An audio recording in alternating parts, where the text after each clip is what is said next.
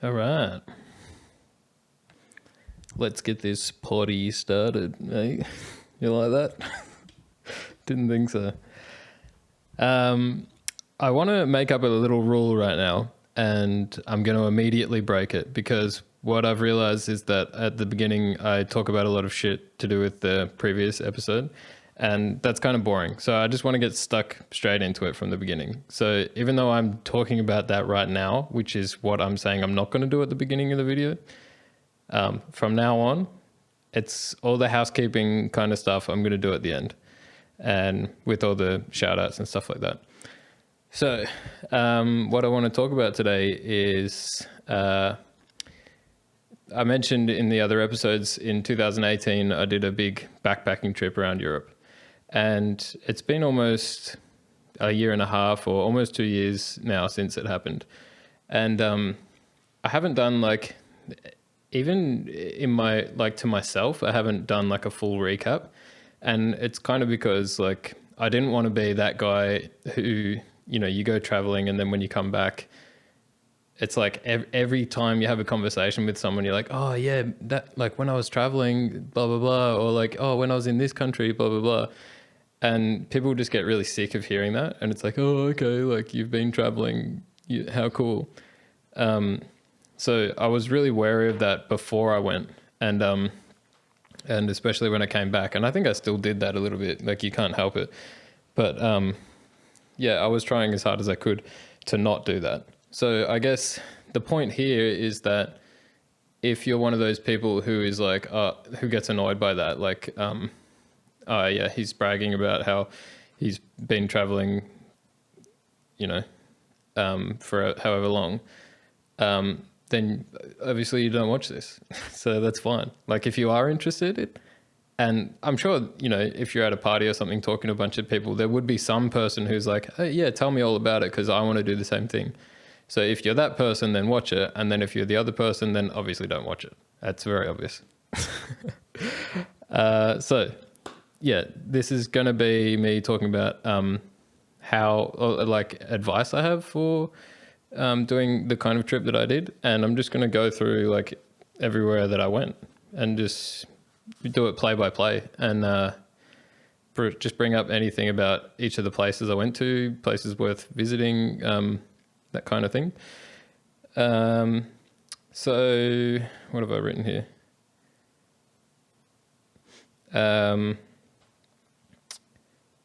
Okay. Yeah, so one thing I just wanted to say was that there, from the entire trip, like the reason I'm doing it like this is I considered making some videos with actual images and videos and stuff, like clips that I took while traveling, just to show what the experience was like a bit better. There's a few kind of individual stories which I think it's worth making a proper video like that for. But for the whole like 5 months, it's pretty hard to recap that in like a short digestible video. So I just thought it makes sense to do it as like, I'll just talk about it. But yeah, there's a few things like some funny sort of adventures that I had, I guess. Like, I've told a few people when I was in Switzerland, I decided to go hiking by myself in the mountains and, almost ended up getting hypothermia and like freezing and not knowing anyone around me and getting lost on a mountain and that kind of stuff. So I think that I want to make like its own video about that because I think that's kind of funny. And I've also done something similar to that in Australia when I was working at a ski mountain. I got stuck on top of a mountain in the middle of nowhere with no one around. So I might make a video about that at some point too. But yeah, and I also want to talk about the whole traveling light sort of philosophy that I took into this trip. I might make a separate video about that. But just mentioning that sort of leads me into the preparation. Like, what kind of preparation do you need to do a trip like this? So just so you know, the trip, I did 5 months in Europe and it was in summer. So it kind of makes it easier in a lot of ways, especially in terms of packing, because you don't need as much cold weather clothes or big jackets or anything. So that's definitely a tip I would suggest is obviously do it in summer. Things are going to be cheaper if you do it in winter, but yeah, I mean, you want to be there in summer. It's obviously going to be more fun, unless you're going for like a snowboarding trip or something like that. But yeah, so firstly, the timing. I think I left in May, maybe, or maybe late April or May. So starting to get cold in Australia, and just sort of it was kind of spring, I guess, in Europe. And then stayed until must have been the beginning of September. I might have got my calculations totally off, but it was almost exactly 5 months, like to the day. I think it was like one day less or one day more or something. And I'm pretty sure I came back around like the 8th of September or something like that. So preparation, I said to myself, I want to travel for somewhere between 3 to 6 months. I thought would be a nice amount of time, but I wasn't sure exactly how long my money would stretch. So this leads me into the first thing, is budget. And for me, I was working full time and just saving money. I had recently bought a car, so I was kind of like had to sort of start from the beginning. But I spent a few years and I was in a graduate job too, so it was like, fairly decent money. And I just was being frugal and trying not to spend too much money on food and stuff, which, yeah, you kind of, in the months leading up to it, you want to be as frugal as possible just to save as much money as you can, because there is kind of an unknown of each person is going to spend a different amount of money, and it depends on, what level of comfort you're happy with in accommodation and stuff, what kind of foods you're happy with eating, and how many sort of experiences you want to sort of squeeze into a certain amount of time. Like, there's some experiences which can cost you a lot of money and might not necessarily give you that many good stories, or, like, might not give you that much enjoyment. You can get a lot of enjoyment out of things that are totally free. But also, when you're in certain places, there are certain things that you feel obliged to do. And there's certain things that you go to a certain place specifically to do that will cost you money. So it's, like, I'm basically saying you can't tell exactly how much you're going to need when you're traveling. And even if you have traveled before, I think, like, depending on which place you're going, say you've traveled in Southeast Asia, or if you've traveled in South America or something, you're going to spend a different amount of money there as you will in Europe. That's why I gave myself this kind of broad range of like 3 to 6 months. And I did the least amount of planning as I physically could, because I wanted to be flexible. So I bought a flexible flight. So I bought a return flight where I had a return date at 3 months, but it had the option to move the return flight. And I think you just pay, I think it was like, I paid an extra $100, and it gives you this deal where you can change the date, and you just need to pay the difference with the flights. Like, you don't have to pay the booking fee or anything, that's covered. So I recommend that if you can get a flexible flight, because that allows you to sort of judge it while you're on the trip, how long you're going to be there for, and when you actually want to come back. So I budgeted, I think I saved maybe about 15,000 Australian dollars. Might have been less than that. Or maybe it was somewhere between 10 and 15, but I think while I was traveling, I got tax back or something, which is like, it ended up being that I had 15,000 or something like that to spend. And I don't think I spent all of it either, which is, I think it's pretty good effort in 5 months. I know a lot of people who spent much more than that in 5 months or in 3 months. So, and yeah, I was kind of frugal with some things, but I definitely don't feel like I missed out on any major experiences. So, I mean, there's things you can do, like, some people will go to like Tomorrowland, or they'll do like a Sail Croatia or something, which that would be cool to do. But they are expensive. So just depends what you're into. But you can definitely have fun without doing those things. I do think those things would be great though. I just didn't do it. So planning, like I said, I tried to plan as little as possible. I had like a vague idea of sort of whereabouts I wanted to be at a certain time. Like, I really wanted to go to Russia. That was one of the big things that I knew before going. And I knew that the World Cup the FIFA World Cup was going to be in Russia. And I can't remember what date that was, but maybe early June or something. But I knew I wanted to get into Russia and out of Russia before the World Cup started. And yeah, like it would have been great to be there for the World Cup, but I knew things would get a lot more expensive. And I'm not super into, football or soccer, however you want to say it. And that would have been a cool experience to go and watch a game. But for me, it was like, it's much more of a crazy experience for me to just be in Russia, let alone like the football doesn't really matter to me. So I made the choice that it makes more sense to me to go there before the World Cup and then leave because it's going to be cheaper. And things like tripled in price when the World Cup started because I left just like a week before. So yeah, things like that. I knew I needed to be in and out of there by a certain date, but kind of everything else I could juggle around. And I sort of roughly knew in my head, like I want to try and start making my way to this country by this point. But but the other advantage of being flexible is that if you're in a certain city,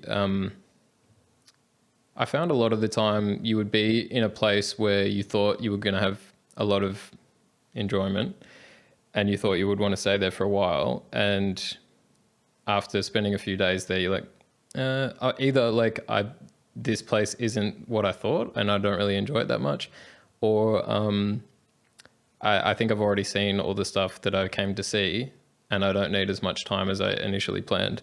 So at that point you can just be like, well, I haven't got anything set in stone, so I can just leave tomorrow if I want. And that's a really great thing to just be like, yeah, I think I'm done here. I'm just going to book a bus tomorrow and go to the next place. And the other thing is that you can divert from your original plan. So it's not just changing the timing, but you might change entirely which direction you're going to go. Because a lot of the time, especially after a few months of traveling, you might get tired of being on your own. And if you meet some other people who you're getting along with and they want to go and see something and you weren't initially planning on doing it, but you might say, I like these people and it seems like a good idea what they're planning to do, so I'm just going to go with them. So having that freedom is definitely something I recommend. I understand some people are like, the thought of like not having this stuff organized can be like kind of stressful, I suppose. It's not for everyone. Like some people want to have everything planned because, it is kind of scary. Like if you get to a city at 11 o'clock at night or something and you don't have any accommodation, you've got to run around trying to look for hostels before the reception closes. That can be stressful. I never had any, touch wood, like, I never had any problems. Hopefully I never will, but I never had to, sleep outside or anything. I always managed to find a place. I think a good rule of thumb is just to try to book, like, try not to book the day you're going somewhere. But if you're at least one day ahead or 2 or 3 days ahead, you should be fine. Most of the time, one day ahead, I was fine. And sometimes it just means that you have to pick a place that is not like the ideal hostel, but I mean, hostels are all kind of grubby anyway, so you really just got to get used to it. If you're going to do the hostel thing, like, you're going to stay in some shitty hostels, so just get used to it. You definitely find that your willingness to, or you definitely find that your standard of cleanliness that's acceptable to you drops a lot, just because it's out of necessity. Like, you're going to be in these places where you kind of just feel gross, but you got to get used to it. And then you might go to a really gross place, and then the next place you go is slightly less gross, and it's like amazing. You're like, oh, this place is slightly better than the last, but it feels like luxury. So yeah. Now with packing, I mentioned I want to make a full video about this, or maybe something that's like 10 minutes, but I highly suggest, and this is something that I knew I wanted to do before going. I'd seen some people talk about it, and I thought that's a really good goal for me, is that I wanted to do it entirely just with carry-on bags. So just one carry-on bag. And I think that that's definitely the way to go. Like, so generally you get, I think 7.5 kilograms is the minimum that some airlines will allow you. Sometimes it's 10, but general rule of thumb is you've got to keep everything under 7.5 kilograms. So I planned for this well in advance before I left. And what does planning for that mean? Basically, it's selecting everything, being very thoughtful in what you choose to take, how much each thing weighs, and really what things do you actually need to take. For example, there's little things that people bring because they think that they need it or they think it'll be good. When it really comes down to it, you don't need it. Like, one thing, for example, is tracksuit pants, or what do you call them? Sweatpants, joggers. I didn't take any, and like for me, that's like it's like an inside thing. You wear it when you're at home, and yeah, you can wear them on outside as well. But I figured, like, if I'm going to be in some cities where I'm going to want to go clubbing and stuff, having one pair of pants that I can't wear into a club is kind of just a waste of space. Like, especially if you've only got a few pants in rotation, it's like if you've worn 2 pairs of pants and you've got to wash them, and then the only thing you've got left is tracksuit pants, you kind of like fucked. So things like that, you think, oh yeah, it'd be nice to have tracksuit pants. Like, I could wear them on a bus and be comfortable. I could wear them on a flight or whatever. You kind of just got to be cutthroat about it and be like, I don't fucking need tracksuit pants. Like, it's just a waste of space. So yeah, I'll go over it in the video about what kind of things you should bring, but it's basically like getting a lightweight bag, as long as you can lock it up, and taking the bare minimum. And in saying that, I took this laptop, and this laptop weighs like 1.6 kilograms or something, and I brought this camera, which is videoing this right now, and the camera weighs, I think, 600 grams or something. I weighed it to. So, that itself, just this laptop and camera, which most people won't take, that's 2.2 kilograms. So all of my clothes and everything that the normal person would take then had to fit in 5.3 kilograms. So I actually had a 5.3 kilogram weight allowance. So if I could bring everything I needed in 5.3 kilograms, then anyone should be able to do 7.5. It's really not that bad, especially in summer. And there's other tricks to that. Like, if you've got a jacket that is a little bit heavier and you've got to go on a flight, just wear the jacket on the flight. And if it's hot, you just like put it over your shoulder or something, whatever. And actually, like, if I was slightly over the weight, I think I could take my camera around my neck, like with the strap. There's certain rules that, like, some airlines will allow you to do stuff like that. But yeah, 7.5 kilograms, more than enough for anyone else. Like, you don't need to bring a laptop. I only brought it because I was bringing my camera and I wanted to edit photos and footage and stuff on the way. And I was uploading my photos to like OneDrive, like a cloud drive, so that everything was backed up. So if someone stole all of my stuff, like, I would still have all the photos. That's a lesson learned from previous trips with taking lots of photos as memories and having them stolen and losing all of those memories for life. So if you do bring a camera, maybe you can even back them up using your phone. So yeah, you definitely don't need to bring a laptop. You can do all your booking and stuff on your phone easily. So I've already spent 20 minutes just talking about this planning stuff. So I think now I just want to talk about what the actual trip was, where I went, because Yeah, I've never recapped this even to myself. I don't think I've even recapped it to my family or anything. So I'm just going to talk about everywhere that I went. Um, I think it was about 53 or 54 cities, and I think 24, 25 countries. And that sounds like a lot, and it is. Like, I mean, not in a braggy way. I mean, if anything, it's a bad thing because it means, like, if you do a lot of places, it means you don't get to spend as much time in each place.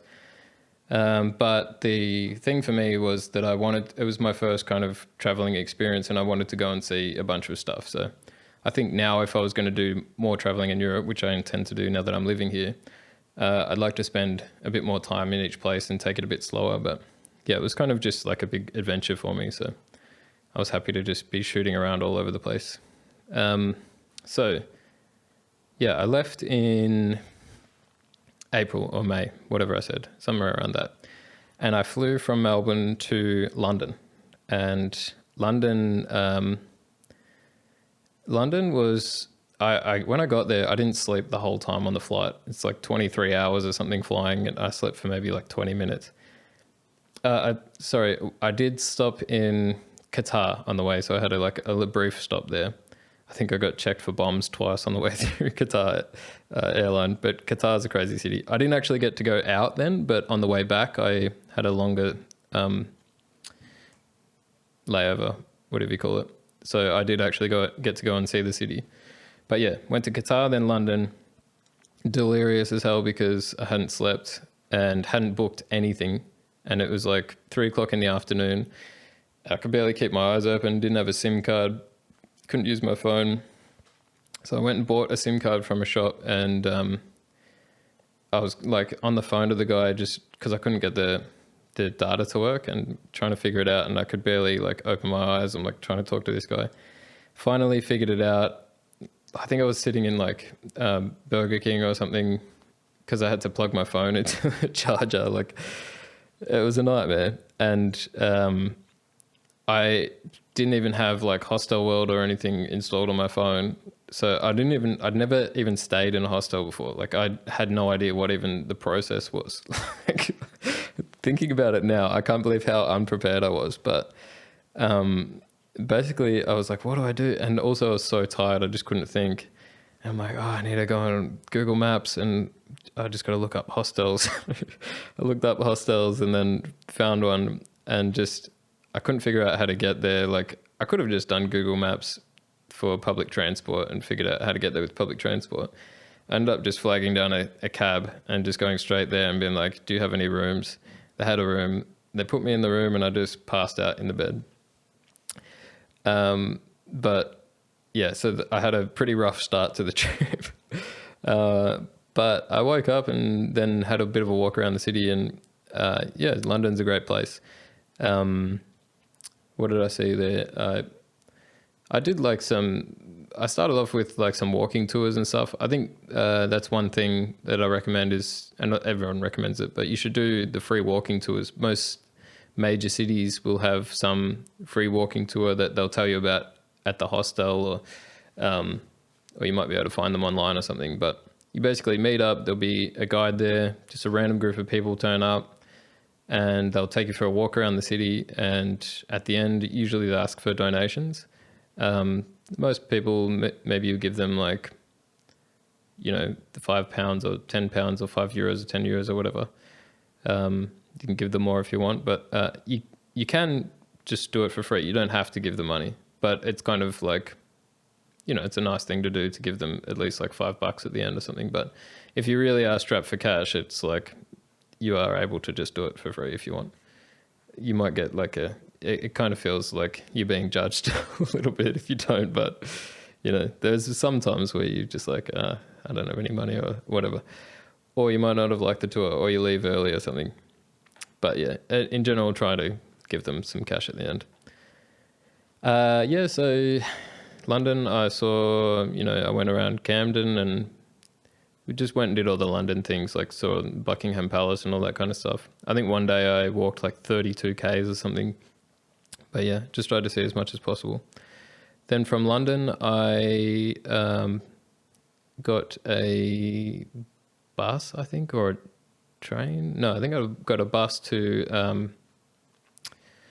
I got a bus to. Where did I go? I might have to bring up a map for this actually. No, I've got a folder of my photos. Yeah, so I went from London to Bristol, and I went to Bristol because I've got a friend who used to live with me and some friends in Melbourne, and I really wanted to catch up with her, so went and did that, and that was great, and saw her new place, and she took me all around Bristol, which was awesome. She's got a cool group of friends there, and Bristol's a really cool place for. There's some like live music there, and they've got a nice canal kind of river thing, which you can go and drink by the river, and it's a pretty nice city. And there's some cool sort of cultural stuff, like the music scene there, like garage music is pretty cool. And obviously that's where Banksy comes from as well. So there's some cool street art and stuff there. And Bristol is the closest major city to Stonehenge, which was something that I really wanted to go and see. I knew this before I went. So my friend was nice enough to drive me down there. She'd actually never been there either. So she was nice enough to drive us down to see Stonehenge. And it was really cool. That was something I'd always thought would be really sweet to see. I'm really into like these like ancient historical sites, which is kind of a bit of a theme for the rest of the trip. But that was awesome to see. So then from Bristol, I went to Manchester, and I only really stayed in Manchester for a few hours. It was kind of, I went to Manchester because I wanted to go to Liverpool. And initially I went to Liverpool because I wanted to go, I didn't want to completely skip Wales. I think a lot of people skip Wales when they do UK. And I didn't necessarily want to do like the major cities in Wales, but I was interested in going to Snowdonia, which is a big sort of national park with beautiful mountains and lakes and stuff there. And Liverpool is kind of like the closest place while you're traveling north to be able to scoot across to Snowdonia. But also I'm a huge Beatles fan. So being in Liverpool was cool. I got to see all the, the places like Penny Lane and Strawberry Fields and, like John Lennon's house where he grew up and all this kind of stuff. You can do tours like that, where they'll take you like the Cavern Hotel, Cavern Inn, or Cavern Bar or something, Cavern Club. I don't know. It's like a club in Liverpool where the Beatles used to play a lot. You can do tours and stuff. I didn't actually do a tour, and I didn't go to the museum either. I kind of just went around and found all the things on my own. And I rented a car in Liverpool early in the morning, drove it into Wales. Driving in the UK is fine, by the way. They drive on the same side as us in Australia. Drove into Snowdonia, went hiking this mountain, which I can't remember the name of. But yeah, it was a really cool hike. And there was a bunch of other people there wearing like proper waterproof hiking gear and hiking boots with the poles and everything. And I rocked up with like an umbrella because it was raining, and I was wearing jeans and skate shoes, and I still managed to make it up there and got some nice photos and stuff too. But yeah, then I drove back. But while I was still in Wales, I stopped in a few places. I really want to remember the names of all these places so I can mention them. But I am also conscious of time. I want to get through everything before 1 hour. Here we go. I've got this on folders here. So I went to Snowdonia and then drove through a place that I'll butcher all these names because Welsh.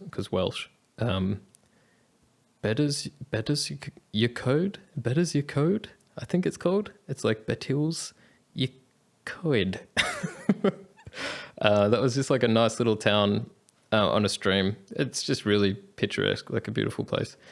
Then I went to Conwy, where there's the Conwy Castle, which was awesome. That's like, I just love castles. It's really cool. You go and, you pay to get in there and you can walk around, and it's really like ancient and, it's very eerie, very kind of Game of Thronesy.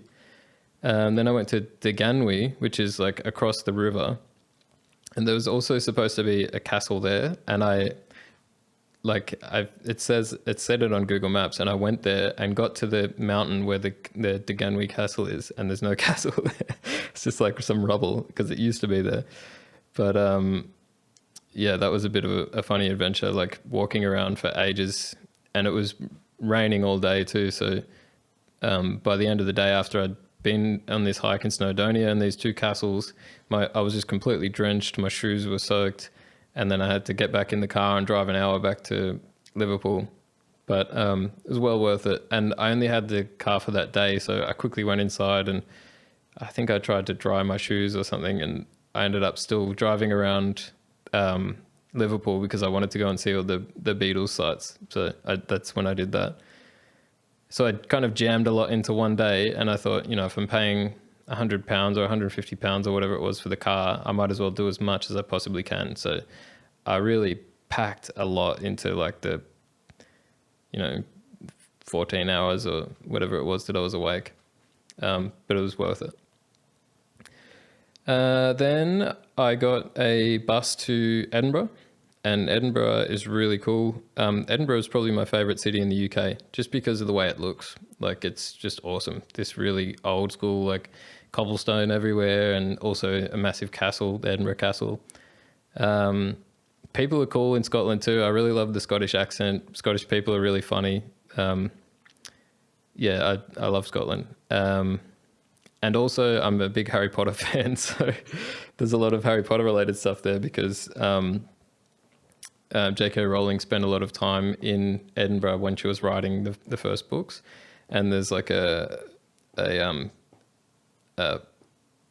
do you call it? A graveyard where there's tombstones there from, like, there's a guy called Thomas Riddle on a tombstone, and some other people that are characters in the book. Like, there's someone McGonagall. It's not Minerva McGonagall. It's someone else. And there's, I think there was a Sirius Black there, but I think the tombstone got broken or someone damaged it or something. But yeah, it's cool seeing that because it's like, oh, this is where she got the names from. And she used to write apparently in this cafe. I think it's called the Elephant Cafe or something, which overhangs at the back. It overhangs the graveyard. So she would be sitting there looking out into the graveyard, coming up with these cool stories. So that was sick.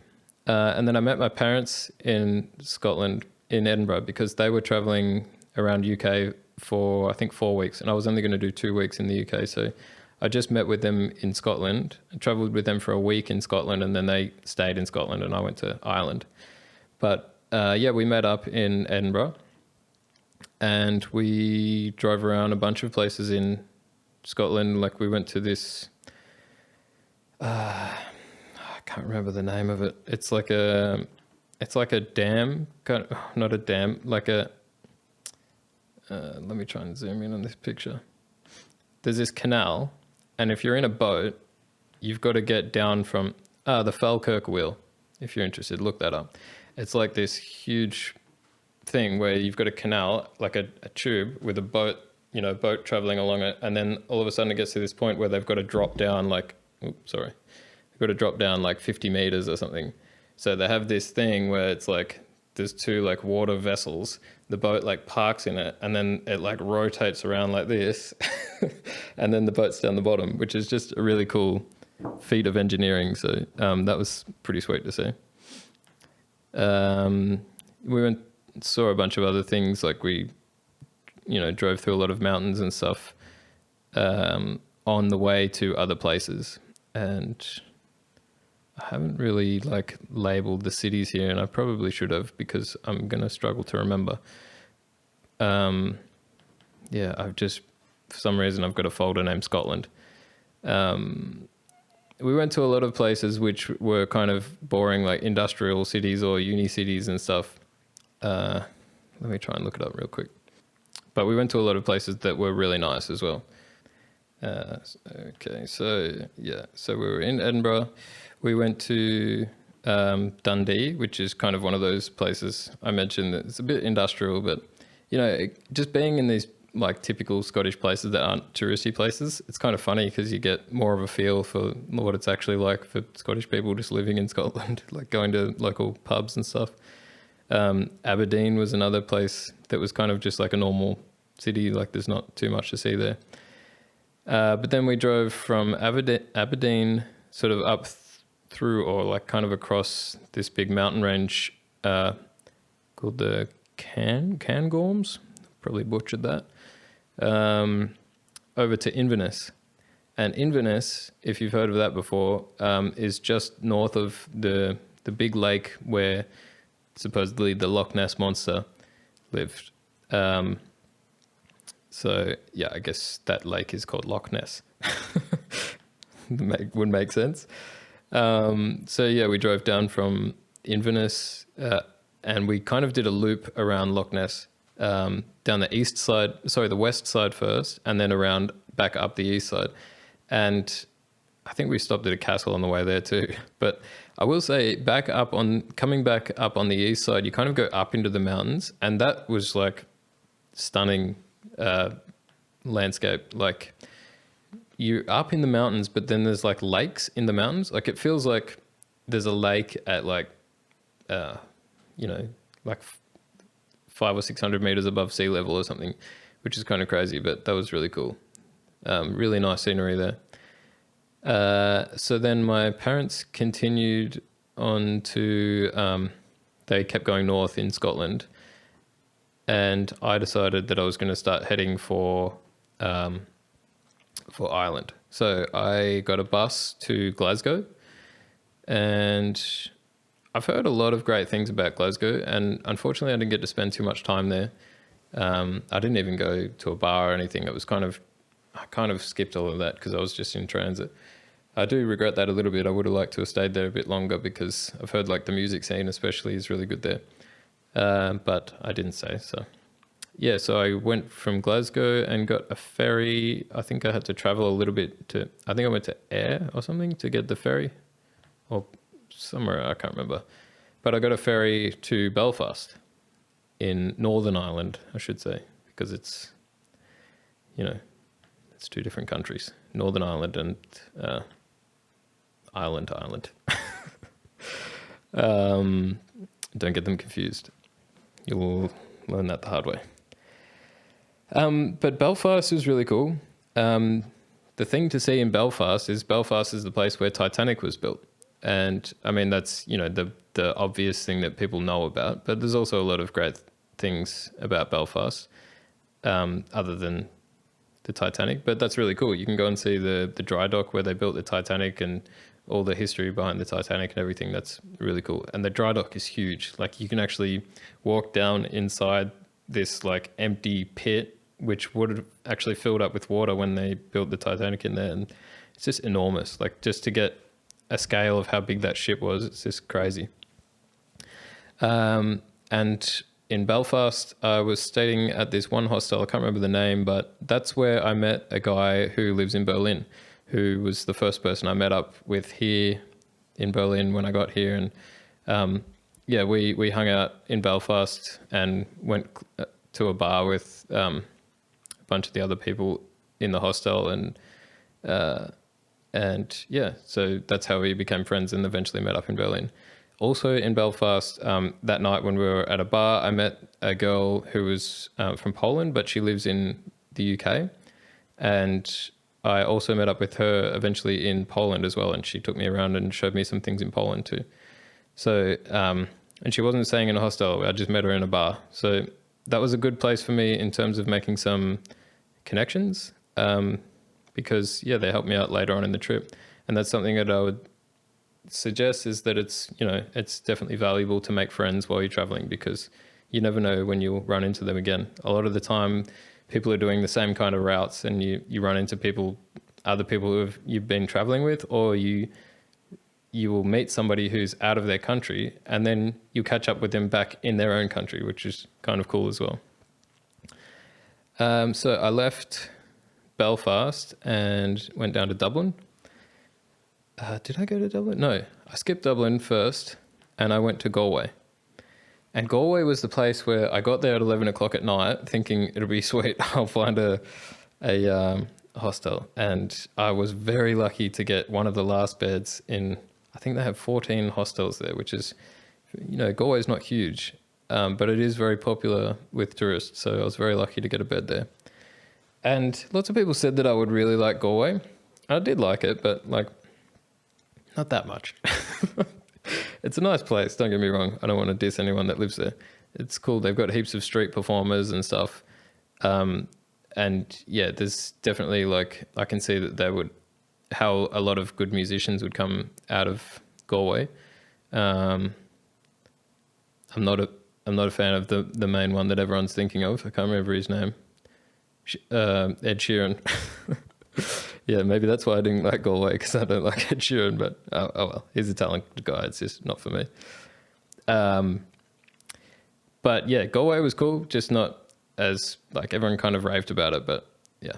Maybe it was also I was stressed because it was kind of annoying for me, like having this, wanting to book everything, wanting to not plan everything in advance. And you get to these places like Galway where you kind of have to book in advance because they're so busy. And I didn't, so maybe that just annoyed me a little bit. Either way. Then I got a bus to Dublin. And from Dublin, I obviously saw a bunch of stuff in Dublin, which was really cool. But I also did a trip to Newgrange. Yeah, Newgrange. Newgrange is like another ancient temple kind of site. A lot of these places, it's, similar to something like Stonehenge, but it's actually older than Stonehenge. I think it's 7,000 years old or something. Stonehenge, I believe, is 3,500 years old, I think, or maybe 3,000 to 5,000, something like that. And I think Newgrange is maybe 6,500 or 7,000 years old, something like that. Newgrange and the Hill of Tara, they're really cool places to see. Definitely recommend that. And it's different to Stonehenge in the sense that it's an actual underground, like an enclosed thing. Like, it's technically a building, but it's kind of like a cave. It's like they've made a building out of stone and then covered it over with dirt. And it's crazy how it works. Like, on the morning of the summer solstice or something, like the sun shines through like this tunnel of like rocks and stuff, and it lights up this this opening in like deep in the middle of this building, and it only does it on this one day every year, which is pretty impressive that 7,000 years ago people figured out how to do that. And if you want to be there on that day to see it happen, you have to be on like a lottery. And you could win the lottery and get the tickets to go on that day, and it might be an overcast day or cloudy or something, and it doesn't happen. So it's like a real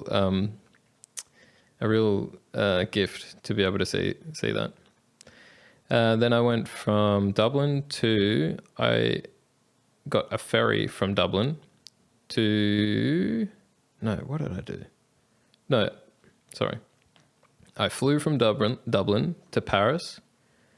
And I'm sorry to say, but I didn't really have much interest in exploring Paris. Maybe I will soon, but I just had a stopover in Paris and went from Paris to Stockholm in Sweden. And I've got a good friend who lives in Stockholm that I used to work with in Melbourne. He's born and raised in Stockholm.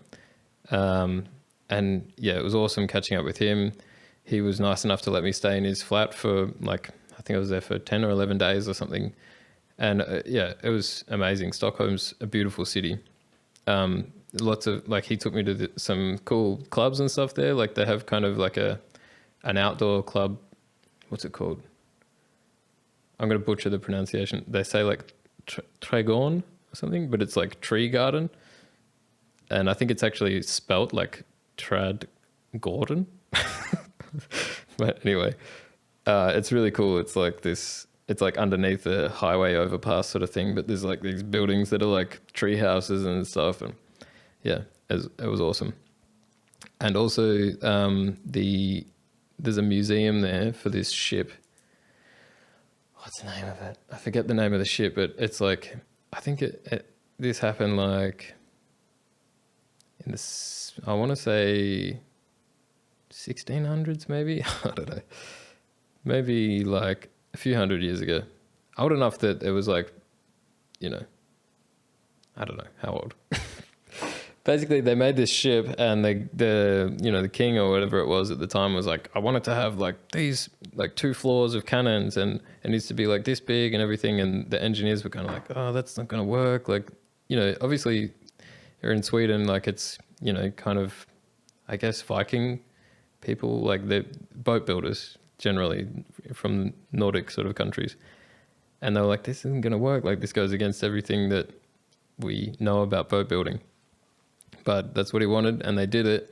And on its maiden voyage, about 10 minutes into its maiden voyage, after years of building it, it started leaning over, and then it started taking on some water, and then it sunk to the bottom of the ocean.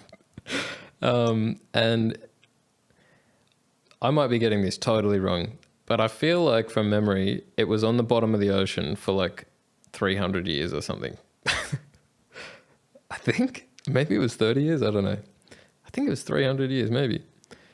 But yeah, and then some guy found it. Like it was like a wives' tale. They knew that this, well, not a wives' tale, but everyone kind of knew that there was at some point 300 years ago this ship that sunk under the water, and no one knew where it was. And this guy figured out this thing where he could like drop this metal thing to the bottom of the ocean, and it would like dig claws in and like pick up whatever it hit. And he would keep doing that until he found it hit wood, and he pulled up this piece of wood, and he's like, I reckon it's down here. And they sent a diving team down there and stuff, and then there was this whole ordeal of like making these barges which could like slowly winch the entire ship up to the surface, and they got it out of the water and because it had been like buried in sludge and stuff, it was almost entirely preserved, and they've put it in this museum which is all inside, like it's all climate controlled and everything, because if you have timber underwater for 300 years and then you pull it out, when it dries out, it's going to bend and crack and stuff. But it's like 98%, like they've restored it to 98% original, which is crazy. And you should go and see it, because you're looking at a ship that's like, I don't know, maybe it's like 500 years old or something like that. Maybe it's 300 years old or 400, I don't know, whatever. It's really old. And it's like you're looking at a time capsule, like this actual ship that was built at that time, like almost completely original. It's insane. Anyway, spent too long on that. So got a ferry from Stockholm to, I'm going to butcher the pronunciation, Turku in Finland. I don't know if that's the way to say it or not. Turku. Not too much going on there. It's kind of a uni city, and I had my first couch surfing experience there. I stayed with a guy. Sorry to the guy, but I forget his name. But he was a Ukrainian guy. Lovely dude. He introduced me to his friends. He was just staying in a uni college sort of thing, and I just slept on his floor on a mattress. But really nice guy, and he showed me around some parks and stuff. It was really cool. And then I went from Turku to Helsinki, and in Helsinki I caught up with a friend who used to live in Gippsland, where I grew up, and she went to even a school with one of my friends on an exchange. So that was cool. Got to meet up with her, hung out and had some beers and stuff. I can't remember. I didn't do too much exciting stuff in Helsinki. I know they have like all the saunas and stuff, which I think I should have done that, where they like whip each other with branches of trees or something. I didn't end up doing that. And then they do like the ice baths and stuff. But yeah, I don't know. I didn't do it. I went to an island there. I can't remember the name of it, but it's like this old fortress, and that was really sick. I had a look around that, and yeah, it was awesome. Then I went from Helsinki. I got on a bus from Helsinki into Russia. So up until this point, most places, obviously in the UK, everyone speaks English. Although in Scotland and Ireland, it's barely English. No, that's a joke. Some places it's hard to understand people. I actually found it hardest in Ireland when I was in Belfast.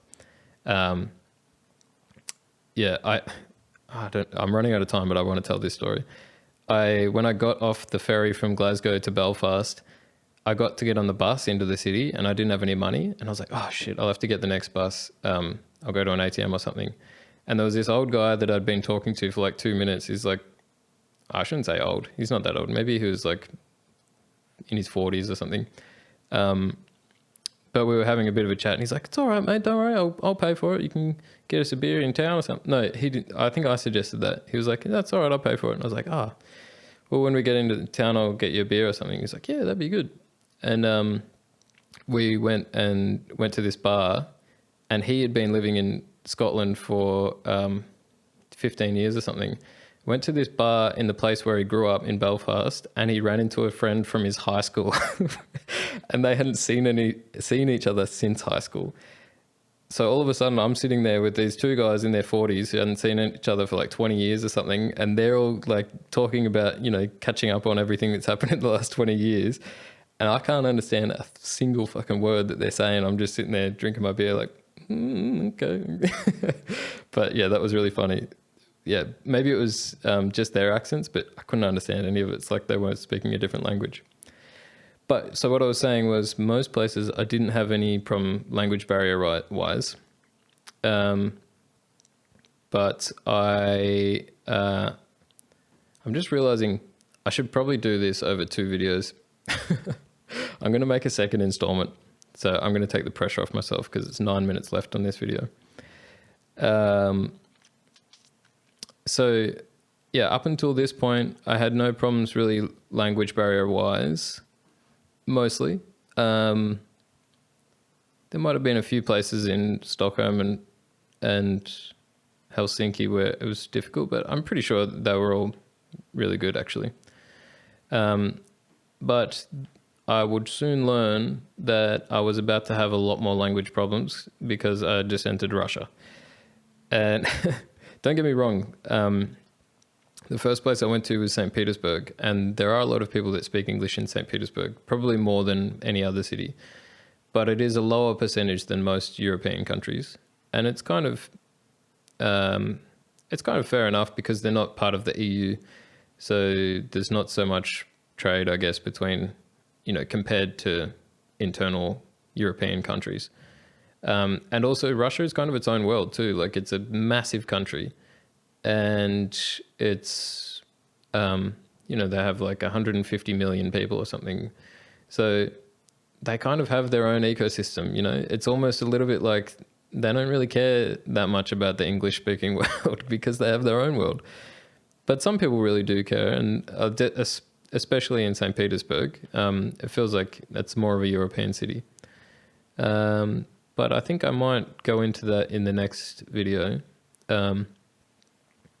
Yeah, we'll leave it at that point. So we'll leave it at the point of getting from Helsinki to the border of Russia.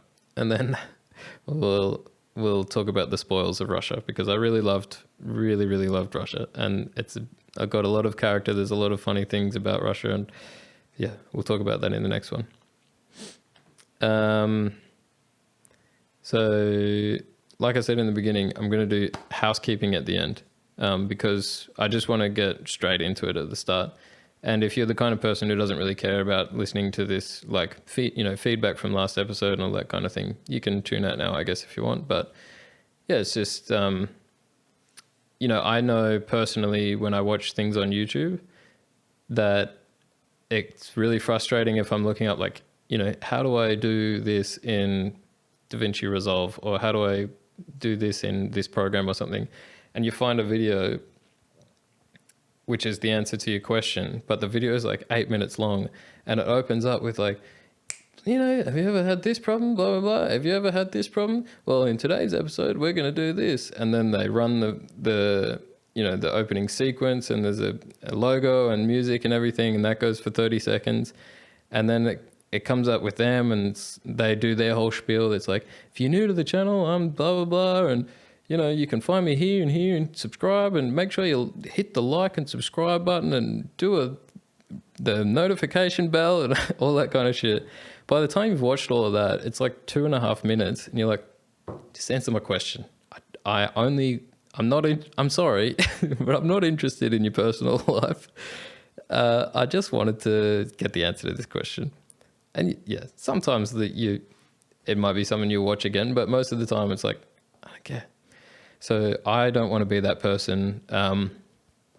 If you're someone who's just flicked through YouTube and found this video, I'll put all that stuff at the end, because if you're just like, oh yeah, this is the thing about backpacking somewhere, I just want you to be able to go straight into it in the beginning, and then you can decide if you like it or if you like me or like watching my stuff, without having to go through the bullshit at the beginning of that kind of stuff. So yeah, housekeeping at the end from now on.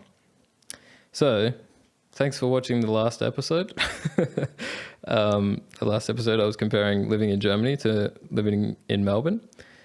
Yeah, it seemed like I didn't get any complaints from German people, so I don't think I said anything too offensive. I said at the beginning of the last episode that my sister said I needed to stop being so sad, and she had a go at me. She's like, I didn't say you were sad. I just said you were being a bit serious. And I was like, yeah, fair enough. I guess that's like a nervous thing where, yeah, I don't know. I'm kind of a serious sounding, I guess I'm sort of like monotone sometimes. So I probably sound a bit serious, but I'm trying to lighten up as I go along and as I get more comfortable. So be patient with me and I'll try and get better. And sorry for putting you on blast. My sister, Alex, yeah, she's very supportive, and it's good to get her feedback as well. There's a couple of things that I forgot to say about Germany in the last episode, and there's one that I've still forgotten and I didn't write it on this list. I can't remember what it was, but when I was talking about the supermarkets and how, like, like places like Aldi and stuff, you can't, the range is limited. But also the thing that frustrates me so much about the supermarkets here, and if you've been to Aldi in Australia, you know this, but it's like all the supermarkets are like this here. Firstly, there's usually no self-serve checkouts, which is very first world problem. And it's a new thing in Australia too. I guess they've only been around for a few years, but I'm very curious why they haven't put self-serve checkouts here. There are a few places where they haven't. I have been to one or two where they had it, but most places don't. But the other thing that's consistent with Aldi and most supermarkets here is that you have to do the bagging yourself, and also very first world problem. But yeah, it's like, I get it, we want to make it a chill job for the person working here, and it's very efficient, like they get to sit down and all that kind of stuff. But if you're gonna, like if you're not going to put the stuff in the bags, like, because normally they have like places where they do put stuff in a bag for you. They have like a thing where they like pull the bag out and it's all hanging there ready to, like, it's opened up and they can put stuff straight in there, pull it off and put it on a thing and it rotates around or whatever.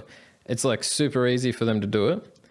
And at these places here, like Aldi and Riva and, whatever supermarket you go to, they don't do the bagging. Sure, fine. If you want to do it that way, that's fine. I'll do the bagging. But at least give me somewhere to do the bagging. Like, they have like this, like the register and the FBOS machine, and then there's a table that's like half a triangle, or like a like a triangle thing about this big, and then like there's nowhere to put the groceries, and they're scanning them and just putting them all in this pile, and you're like, what am I gonna? And then like halfway through, while you're trying to like put them all into a bag, they're like, yeah, it costs this much. So then you're like, got to get your card out or whatever, and it's like, it's so inconvenient. It's all set up for the convenience of the person working there, and there's no convenience for the person shopping there. It's just, I don't know. Yeah, it just frustrates me. It's like, I get it. If you want me to do the bagging, that's fine. But like, at least, you could have one of those setups where you have like even just a hook, the way you could hook your bag onto something so you can use both hands, like open up your bag. You could be putting groceries in, and then they say, yeah, you got to pay, and you could be paying with one hand with your card and still putting groceries in. Just have a hook there so you can put your bag on it. There's not even a shelf to put your bag on. Like there's nothing. It's just like this little triangle that's all covered in your eggs and all the stuff that you bought. And it's like, it's just a massive pain in the ass, but whatever. That's Germany. Yeah, so that was the only thing I can remember that I wanted to touch on from last week and I forgot. But that being done, shout outs. I don't really have any shout outs this week. I just wanted to say I managed to go this whole time without talking about coronavirus, but I want to do a shout out to everyone who's staying at home. And yeah, I get, this is still, like I know a lot of people who think that corona is like a hoax, like it's a conspiracy or something. And that's fine. If you think that, whatever, I'm not going to judge you for it. If you're a friend of mine and you think that, a lot of it is related to like anti-vax and stuff. They think it's like some thing about trying to vaccinate people and put microchips in us or something. Whatever. If you believe that, if you believe in anti-vax, that's fine. If you're a friend of mine and you believe that, it's okay. I'm still going to be friends with you. But just know you're wrong. No, I'm joking. But just know at least I do not think that. And I disagree with you. And, it's no big deal, but it's like, I just think, what is the risk of, being careful and like staying home and trying to do the right thing and social isolating and stuff? What is the risk of doing that compared to the risk of not doing that? Like, if it is a hoax and we're all doing this for nothing, yeah, it's hurting the economy and stuff. I can't imagine why anyone would do that on purpose, because who's benefiting from the economy being so fucked? But if it's not a hoax and we don't do this, we know how bad it will get. So I just think about it that way. Like, yeah, I get some people like losing their jobs and that's horrible, but hopefully there's, the infrastructure in place to deal with that. But it's like, it's really not that bad staying home. So all the people who are staying home, thank you. And yeah, shout out to you. And I would just say, that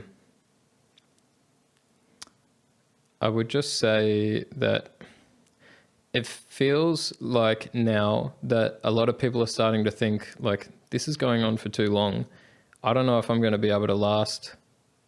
Some people are saying that we'll be doing this social distancing thing for months, like, until it could be like a year or something, or, even if it's just until August. Some people are going like, I don't know if I can last until August, like not hanging out with my friends or going to have a beer and stuff. And it's just, I can see people starting to think that and starting to feel like they're just going to rebel. Like they're just going to like, you know what, this is bullshit. I can't wait that long. I'm just going to go outside now. I just give up.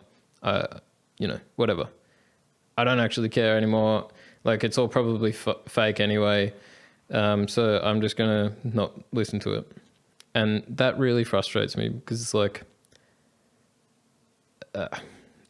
it's a weakness. And yeah, we need to be there for those people who, who are feeling weak in this time and they need to be spending time with people. But you just need to realize like, this is hard for some people, but you have to stick with it, because I'm just worried that everyone is going to get into that mindset of like, no, this is going to be too long. I can't do this anymore. Fuck it. Let's just go and have a beer somewhere. Then it's going to get way worse and life's going to suck even more if it gets worse. So I would just say, just stick at it and do what people are telling you to do, and just figure out a way to manage. And yeah, because if you don't listen, the risk is that it could get much worse. So weigh up the risks. What are the risks if I do it? What are the risks if I don't do it? So yeah, sorry, I went too much. I didn't want to go too much into that, but shout out to everyone who is doing the right thing and staying home. I don't know if it's a hoax or not, but I'm going to be staying home. So yeah. So yeah, next time we'll talk about the rest of the trip. We'll go into Russia and everything after that. So thanks for listening, and I'll see you next time.